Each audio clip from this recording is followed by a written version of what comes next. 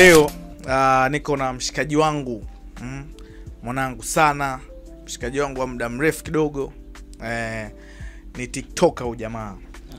Anajulikana sana huko mitandaoni, huko mnamuona sana na challenge zake nini kibao sana. Okay, ni aje bro? Safi kama kawa. Kama kawa. Ududu ni mwingi. Ase unyama sana mzee wangu. Jitambulishe. Bana, mimi naitwa Jaydan Otatubu, mhakiki wa mahusiano Tanzania. Tunahakiki mahusiano ndani na nje ya nchi ya mipaka Tanzania. Kwa hiyo kama unapendwa, utaonekana unapendwa. Kama unapigwa, unapigwa. Kwa hiyo tunahakiki watu wa nchi za nje, nchi za ugaibuni wa Tanzania walioko huko. Tunawapigia wapenzi wao waliopo Tanzania wengi. Wanakuwa wamepigwa kwa sababu watu wanatafuta watu wengine. Kwa hiyo mimi ni mhakiki. Hivi ni challenge gani unazipataga mule kwanza? Challenge ambazo unazipata? Of course zipo nyingi. Kuna challenge moja shai kuifanyaga kama moja ambayo ilinitikisa kichwa. Kuna jamaa mmoja nilimhakiki mahusiano yake. Mpenzi wake alikuwa yupo Saudi Arabia. Huyo jamaa alikuwa yupo Zanzibari.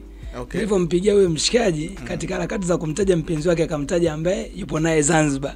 Sasa narudisha taarifa kwa yule mtu wa Saudi Arabia. Kumbe wanakuja huko kugombana. Huyo mjamaa alikuwa ameachiwaga mtoto na yule mwanamke ambaye yupo kule. Kwa hiyo yule mwanamke pia alikuwa anatuma huduma kwa huyo mwanaume. Kwa hiyo mwanamke wa kule Arabuni akawa amemind ile swala. Hataki kumtumia mshikaji hela. Kwa hiyo mshikaji kunipandia mimi kwamba kama ile swala, kwa nini nimeharibu ile mahusiano? Jamaa uweze amini alinitishia kuniloga yani.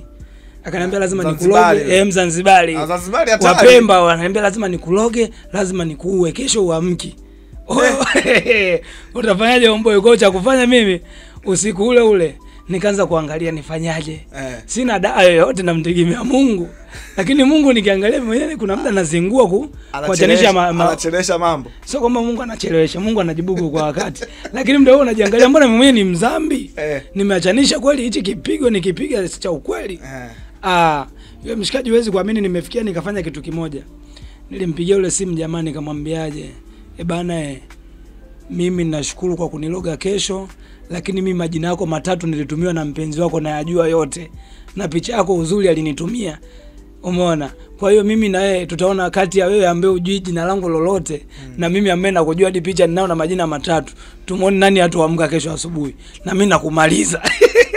Koroka nikuta nikaamua kuvimba. Sasa baadaye anakuja kunipigia simu ya msamaha. Ananiomba msamaha, bro nisamee. Mimi sina uganga wote. Wakati wewe mwenyewe ndio umemharibia. Mimi ndio nimemharibia, lakini akaanza kuniomba msamaha. Umeona? Kwa kasheshe tunakutana nazo nyingi sana, umeona? Watu wanakutishia maisha mzee. Unaharibu mahusiano ya watu, unakuta mwanamke ndio anategemea kwa mwanaume. Sema hajamtaja kwa sababu anampenda. Kwa sababu unaweza kukuta mwanamke ana wapenzi wawili. Mmoja kwa sababu anampenda sana, mwingine kwa sababu anampa pesa nyingi. Kwa hiyo akimtaja yule ambaye anampenda sana na aliyetupa hiyo challenge ana pesa, anaumia kwa sababu kuna vitu anavikosa. Kwa challenge zinakuaga hivyo, mushkeli inakuaga nyingi. Hatari mzee wangu. Pole sana. Sasa sio kazi. Ushazoea sasa siku hizi. Nyingi sana. Leo penyewe nikikuonesha message hapa. Kuna mdada hapa alinitukana, mwanangu huku visanga vingi. Na hela lakini unapata sana. Michuzi ipo mboi. Michuzi mtu anakuja kuhakiki mahusiano kwa bei. Hatuhakiki bure. Mahusiano yanahakikiwa kwa michuzi. Kweli mwanangu. Hivi sasa hivi okay, mimi nataka nifahamu yani ulipotokea wewe jamaa. Nyumbani kabisa. Yani huko nilipozaliwa. Short story. Paka ulipofikia hapo. Short story. Bana, historia zetu kwa sisi ambao tunajitafuta, historia zetu kwa sisi ambao tunajitafuta gaga sio ndefu sana. Yaani hata tukifa sasa hivi sio ulizaliwa? Ulizaliwa kwa mjini. Bana, mimi nimetokea Tabora huko. Vijijini ndani. Tabora. Okay. Mbona nimesoma mpaka darasa la 7. Elimu yangu ya sekondari nilifanikiwa kwenda Arusha, kwa Arusha na penyewe nikaenda kuishi huko. Kuishi kusoma. Ndio nilienda kusoma, lakini ndio pia makazi nilikuwa nakaa huko moja kwa moja. Au kawa urudi Tabora. Tena Tabora. Umeona, kwa nikasoma huko. Nimemaliza nikaenda form 6. Nimetoka form 6 ndo nikaja Dar sasa. Dar es Salaam. Kuja Dar es Salaam. Ulipotoka Tabora ulienda moja kwa moja Arusha. Kwa ndo mitikasi yangu nini usomaji huko kwa elimu nilivyotoka kuja chuo ndio nilitokea Arusha. Okay. Umeona, kwa hiyo kuja chuo sasa mwaka wa kwanza tu nikabatikaga nikawa Mr. XXL, Mr. View vyote Tanzania nzima kwenye Clouds TV. Umeona kwa ukifuatilia posti zangu kule nilikuwa Mr XXL. Umeona nilikuwa ile ilikuwaje yani ile? Ile unyama. Ilikuwa ni ushindani au ilikuwa ushindani tu, ulitokea jukwaa kubwa moja hatari. Tukaitwa vijana ambao ni magentlemen. Bana tulivyoitwa magentlemen kwenye hilo jukwaa walikuwa wameliandaa close, tulikuwa tumesimama wanaume kama 50 hivi. Wote tumeenda kuwania huo Mr. Sasa wakasema kwenye wanaume 50 inabidi tubaki na huyu mmoja. Jukwaa kubwa, halaiki la kutosha. Anabaki nani sasa kwenye ile jukwaa ili awe Mr. Kwa anasimamisha watu kaza watano. Huyu atoke. Unajua ule ujanja mimi nikakaa mwishoni. Watu wamekuja akasimamisha kamebaki kama watu 15. Akaanza sasa kuchujwa mmoja. Ameanza kwanza. Hivi na hivi kwenye clause kuna hichi kitu na nini? Mtu anashindwa kujibu, anashuka. Mimi nikaa kama mtu wa 7 kuulizwa. Bana pale nakumbuka mpaka leo swali leo niuliza. Akaniambia pale XXL, kipindi cha XXL kinavyoishaga. Woga kuna kipindi gani kinafuata? Umeona muda huo mimi sijui. XXL hiyo sio kama naifuatilia sana. Hata sijui hata kidogo. Ujanja mtoto wa mjini nafanyaje? Nikapiga akili haraka papa. Bana kipindi cha XXL kinavyoisha mdogo sijui kwanza kipindi kinachoingia. Nikasema huwa tunaweza kufanya vibaya sana kabla hatujaweka kipindi kingine, kabla ya kuweka kwanza matangazo ya wadhamini wetu kwenye kipindi chetu kinapoisha pale mwishoni. Kwa kinachofuataga ni matangazo ya wadhamini wetu, kwa sababu kikifuata kipindi kingine inakuwa sio vizuri kwa wadhamini wao tudhamini. Kama wadhamini wale kuja kutudhamini hadi DStv, si mnaona jamani? Kwa halaiki nzima ikapiga kelele. Umeona alikuwa Adamu Mchomvu pale. Umeona kwa zile kelele za watu zikamchanganya. Kwa jamaa anaketoa kabembani. Muda huo hata kipindi ambacho akijaja kinafuata sikijui. Kwa nikakalishwa pembeni. Wakamwambia kaa pembeni kwanza tuwaulize hao wote. Sasa wakaulizwa wote. Maswali hawawezi. Wote wakaamua kushusha chini. Mnaoja ulizia mtu hapo pembeni. Ndio bado sijauliza hata sijui kipindi gani kinafuata kwa sababu nimewekwa mbali. Kwa hiyo uzuri waliondoka wote wakaisha. Nikabaki mimi sasa. Wakona sasa jamani kama watu wameisha. Huyu ndo mshindi na anaijua XXL kwa undani. Umeona mdao mimi sielewi chochote. Kelele pale watu kwa nikasema na sishamtaja DStv pale. Utachoka. Wadhamini. Kwanza nikaitwa pale. Huyu ameshinda. Huyu atakula kingamuzi cha DStv. Umeona pale nikaidiwa kingamuzi, nikaidiwa TV, umeona? Hatari nikaitwa kwenye media kufanywa interview. Alikuwa nani huyu hapa Vunja Bei akawa ametoa ID, akatupa voucher za kwenda kuchagua nguo za milioni 1 kila mtu. Enda chagua pale Vunja Bei nguo. Acha bwana. Hatari mzee. Milioni 1. Lakini TV ndo na dish DStv hakutupa. Nisiwe muongo, lakini nguo tulipata. Acha bwana. Kweli kaka. Sio kwa ubaya lakini nasikupataga. Hatari kwa hiyo basi. Tunadai lakini. Tunadai DStv kama mnatuona mnatudai, yani tunadai vitu mlivyotuahidi. Muda mwingine tunavitekeleza. Kwani mlikuwa wangapi? Tulikuwa wawili, tulikuwa watatu. Mr nilisimama peke yangu na alikuwa mamisi wawili. Maana mamisi ilitokea mkanganyiko akaonekana washinde wawili. Wote wawili. Ndio hivyo ruko. TV mwanangu ndo mieusho. Tuliahidiwa TV sema sikumbuki nchi lakini huenda pia hata ni 42 lakini tulikosa. Yoyote hata ingekuwa hata nchi 2 sawa. Hata nchi 2 lakini si zawadi ambao walitamka pale au ilitokea tu baada. Walitamka kabisa mbele ya hadhara. Lakini hamkupata. Lakini hakufanikisha. Kwa kufuatilia hilo. Kwa hiyo ikae imepita hivyo. Ukufuatilia? Kwa nini sasa ukufuatilia? Tulifuatilia. Ila kwana kina Sudi Brown nimewasumbua sana ka TV vipi baba? Kingamuzi baba. Kimya baba walitunyima. Sio kama walitunyima, alitusahau. Hawakuambia chochote. Hawakujibu chochote lakini. Hawakujibu chochote. Sio kila mtu utamkumbuka kwenye maisha yako unapomwaahidi kitu. Lakini pia akiona hii video wakumbuke tu kuna kaunyama nilikuwa na DStv.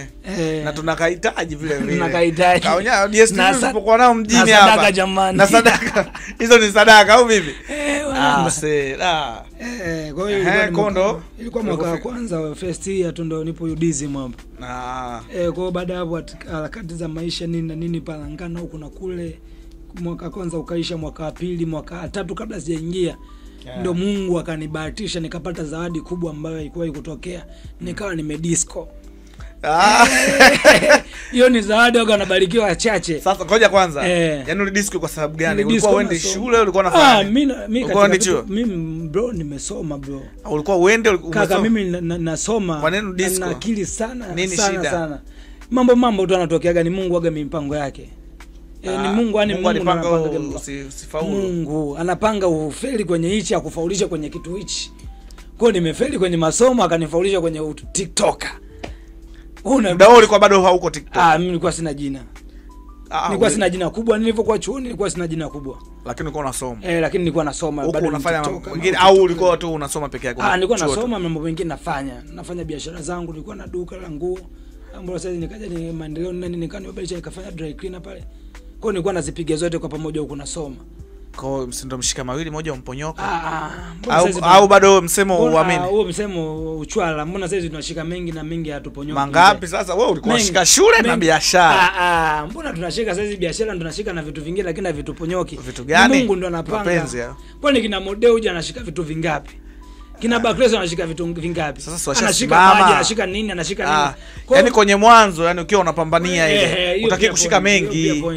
Lakini ukishajipata kwenye sehemu moja afu huko mbele ndio unaweza kushika mengi. Naamini kwamba una kitu. Si ndio hiyo, lakini ina maana ulishika mawili. Kweli. Moja ikakuponyoka. Ikaniponyoka kabisa. Kwa kurudi shule tena. Shule tutarudi. Utarudi na ushashika hela sasa. Tutafuta mchuzi. Ushashika hela kuna kurudi.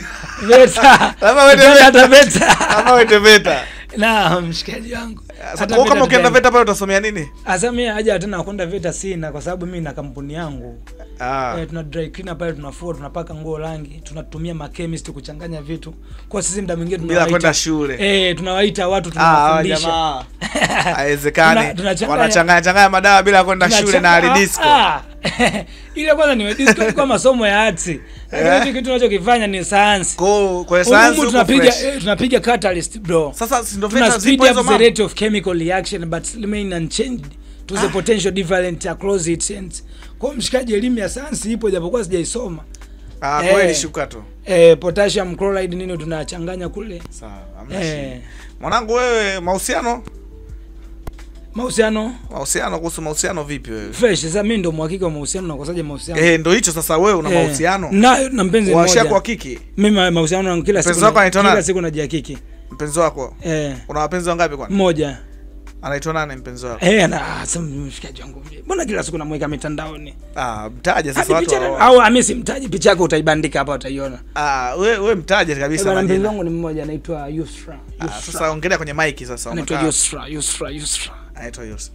Weka hapa vizuri sasa tajiri yako. Na sadaka jamani. Kwa comfortable. Na okay. Anaitwa Yusra. Kweli.